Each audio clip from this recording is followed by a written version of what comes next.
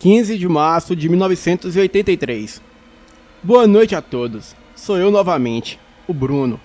Eu tive a minha família sequestrada por pessoas loucas que viviam na fazenda de Roanoke, que se localiza em algum lugar próximo a Sinop, no Mato Grosso.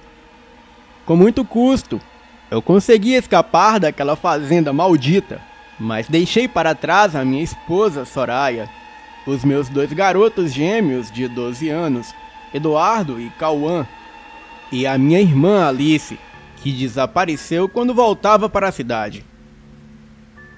Voltei com os meus homens armados, ia queimar e meter bala em tudo de ruim que estivesse em Roanoke. Mas antes de sairmos, a polícia veio até a minha casa, me interrogou e disse que ninguém ali iria a lugar nenhum, pois a polícia investigou o caso e não havia nenhuma fazenda Roanoke, e eu era o principal suspeito, e por isso tinha que acompanhá-los até a delegacia. Eram 4 policiais.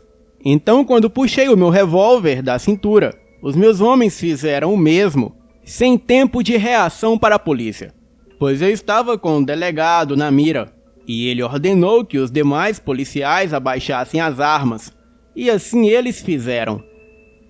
Recolhemos as armas dos policiais e atiramos nos pneus de uma das viaturas, e quando íamos atirar no pneu da outra, um dos meus homens, que se chamava Jesus, ele disse para não atirar, que ele nos acompanharia naquela viatura. Perguntamos o porquê, e ele respondeu que o seu sonho de ser policial iria se realizar naquela noite. Então ele pegou até as roupas de um dos policiais e partiu conosco na viatura, e a viatura seguia as nossas 2 caminhonetes.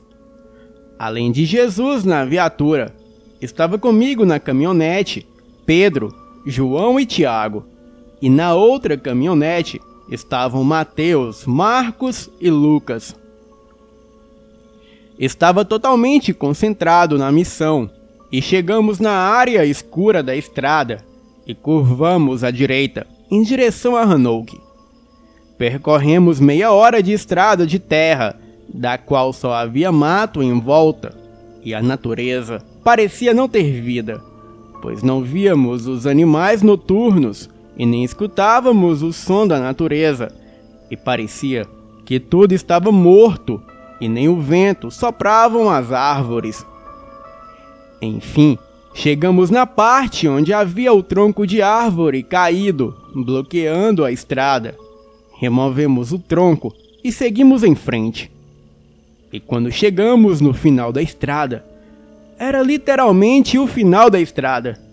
Só havia escuridão, e a luz dos faróis do carro só clareavam o escuro, e nem as lanternas eram capazes de iluminar algo, pois era como se nada existisse além de escuridão. Pedro pegou a sua espingarda e fez alguns disparos lá dentro da escuridão, e nem mesmo o som dos disparos se propagavam, pois além de não ver nada, também não era possível escutar nada lá de dentro. As lanternas só iluminavam uns aos outros, mas nada além disso. Então saímos daquela escuridão e voltamos para onde deixamos as caminhonetes. E depois de muito tempo conversando, não sabíamos o que fazer, pois eu jurava para os meus amigos que a fazenda era ali, mas tudo aquilo estava assustando eles. E uns até cogitavam voltar para casa. Então, escutamos uma risada de uma velha. E daí, uma velha emergiu das trevas. Ela era de estatura baixa e gorda, usava um macacão sujo e tinha um cabelo branco e desgrenhado.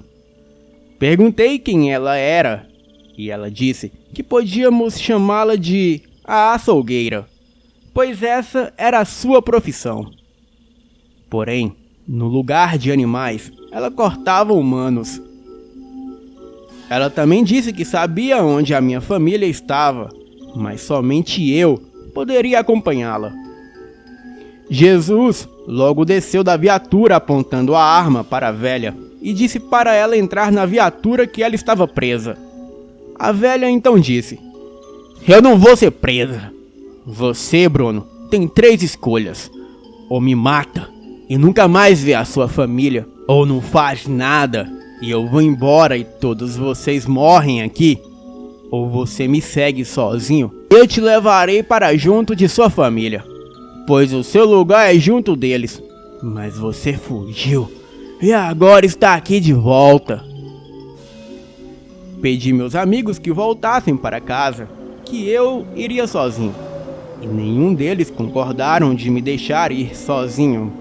E com muito custo, eu convenci a eles que eu ficaria bem, pois estava armado com uma 12, 2 pistolas automáticas, um revólver na cintura e uma faca de pesca. Eles concordaram, mas disseram que ficaria ali me esperando voltar. Jesus tentou chamar reforços pelo rádio da polícia, mas o rádio só chiava. Segui a velha na escuridão e só conseguia vê-la, e olhando para trás, eu também vi os meus amigos.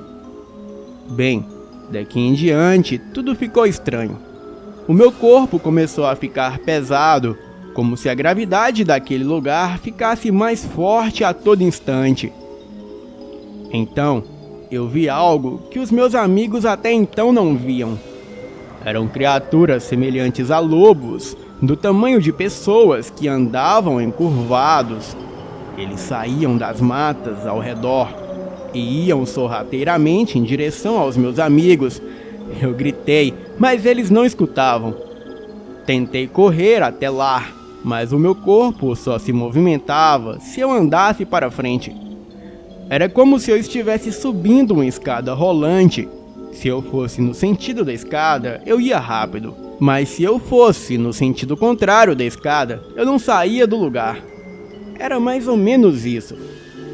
Pedro foi o primeiro a avistar a criatura, mas infelizmente a coisa já estava em cima dele. Ele atirou para cima assim que a criatura o pegou e o devorou.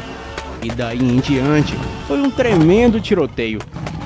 Todos os outros atiravam nas criaturas, mas aquelas coisas eram muitas, e nesse ponto eu já não conseguia ver e nem ouvir direito. Mas o som dos tiros pararam, então eu deduzi que todos estavam mortos. O que foi confirmado pela velha, que se eu não tivesse a seguido, eu também estaria morto. Quando olhei para a minha frente, lá estava a maldita fazenda Hanouk. A açougueira pediu que eu a acompanhasse até a igreja, pois o culto já começaria. Quando cheguei na igreja, 2 homens altos, encapuzados, recolheram as minhas armas. E lá dentro, eu encontrei a minha irmã Alice, que havia desaparecido quando foi embora da fazenda. E lá também estavam os supostos caseiros da fazenda e os seus filhos, que eram amigos dos meus filhos e outras pessoas. Alice disse que eu não deveria chamar atenção, que eu deveria fingir cair no jogo deles e que minha família estava segura. E assim, na hora certa, todos nós escaparíamos de lá. A açougueira disse que o culto era sagrado e eu deveria prestar atenção nas palavras do profeta. Resumindo tudo o que eu entendi durante aquele culto maldito, na verdade, tudo aquilo era uma seita. Algo com o nome de Vril, e que eles adoravam o sol negro e o esquisito de manto negro, que todos chamavam de o profeta. Ele pregava sobre o poder da raça do futuro. Moral da história, até onde entendi, eles sequestravam pessoas para sacrifícios humanos, porém, também haviam os escolhidos para integrarem a sociedade deles. Até então, eu não tinha percebido Álvaro no culto. Até o profeta o chamar até o altar. O profeta disse que Álvaro era um excelente membro e amado por todos da comunidade, mas falhou em me deixar fugir e que eu havia revelado a localização da comunidade, pois outras pessoas vieram e não ia demorar muito até a polícia chegar lá também. Disse que todos deveriam ter fé para o sol negro chegar para libertar todos e que a grande lua vermelha tomaria o lugar do dia. Então, o profeta cortou a garganta de Álvaro ali mesmo, e foi muito rápido que eu fiquei surpreso, e derramou todo o seu sangue no altar. E depois, o profeta revelou qual seria o grande sacrifício para que todos ali continuassem tendo a vida eterna, graças à substância chamada adrenocromo, que é extraída do sangue de crianças que estão tomadas pelo pânico. E quando 2 dos seus sacerdotes trouxeram os meninos amarrados e amordaçados, eu logo percebi que eram os meus filhos. Durante toda a minha vida como fazendeiro, eu vivia com pessoas poderosas de olho nas minhas terras, e eu era esperto e muito preparado para esse tipo de situação. Eu andava com arma na cintura, para caso alguém me desarmasse, mas eu tinha um coldre no tornozelo, onde eu carregava uma pistola de 9mm, com 18 balas, onde ninguém naquela época nunca revistava, ainda mais se você estivesse com uma arma na cintura como isca. Então, rapidamente eu saquei a pistola, e foi um tiro certeiro na cabeça de cada um dos sacerdotes. Atirei no falso profeta, porém eu errei. Corri com a minha irmã e a coloquei em um lugar seguro no subsolo da igreja com os meus 2 filhos. Pedi que eles esperassem ali, pois eu ia atrás da minha esposa, pois Alice havia falado que ela estava mantida refém no casarão. Os meus filhos choravam e não queria ficar com a minha irmã Alice. Mas era muita correria, pois havia uma multidão atrás de mim. Eu cheguei rapidamente no casarão, e no andar de cima estava minha esposa Soraya. Ela estava amarrada e amordaçada na cama e com muito medo. E assim que tirei a mordaça dela, ela gritou que era uma armadilha. E daí eu só me lembro de receber um golpe forte na nuca e desmaiar. Acordei amarrado junto à minha esposa. Estávamos amarrados em um poste que ficava perto de um celeiro da fazenda. Estávamos ali sozinhos e não havia ninguém por perto até então. A minha esposa me acordou e perguntou pelas crianças. Eu disse que elas estavam seguras com a minha irmã Alice. Foi então que, desesperada, a minha esposa disse que Alice também era um deles. Como assim? Ela é minha irmã. Eu indaguei. Mas Soraya respondeu. Naquele culto, eles colocaram algum espírito maligno no corpo da sua irmã. Ela agora faz parte da seita. Ela fez essa armadilha para você voltar e chegar até mim.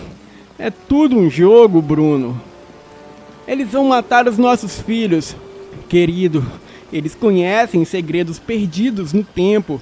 Eles usam a cabala judaica para criar gigante de pedra e proteger a fazenda. Eles conhecem os segredos de cada uma das 10 sefirotes da cabala judaica, porém, eles usam para o mal, seja para dar vida ao barro, ou até mesmo para transformar pessoas em criaturas. Lobisomens? Eu perguntei. Sim, esse é o propósito da superlua vermelha. Ela dá força maligna a todas as criaturas e fortalece os seus ritos e esconde a comunidade Hanouk das pessoas de fora. Respondeu Soraya. Meu Deus, será que aquilo tudo era verdade? Até hoje, eu não consigo assimilar aquela realidade. Eu nem percebi que vieram 2 homens nus em nossa direção. Eles caminhavam normalmente até certo ponto, mas logo em seguida se agacharam e se transformaram em criaturas que eu só posso descrever como lobisomens. E assim que se transformaram, eles pararam no lugar que estavam. O caseiro veio até nós com uma faca e cortou as amarras. Ele disse que os lobisomens são caçadores e gostam quando a presa corre. Então, que Soraya e eu corresse, mas se eu não corresse, não mudaria nada. Apenas teria uma morte mais lenta por ser um covarde. Ele disse também que quando uma lagartixa corre, o gato a mata mais rápido. Mas se a lagartixa se finge de morta, o gato fica horas brincando com a presa. E com nós não seria diferente. Bem, isso me convenceu a correr. Mas antes, eu consegui tomar a faca da mão do caseiro e golpeá-lo no braço. Então corremos, e as duas feras foram seguindo na direção do ferimento do caseiro, e em menos de 1 minuto, as duas feras os devoraram.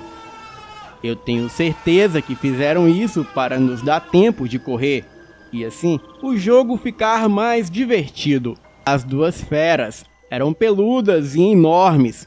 Elas vieram na nossa direção como cães extremamente ferozes e logo nos alcançaria, até um deles receberem um tiro de fuzil que lhe estourou a cabeça. Então a outra fera parou e olhou para a direção de onde veio o tiro. Era Jesus, que estava atrás de uma árvore, e a outra fera correu em sua direção, mas logo foi atingida por outro tiro de fuzil.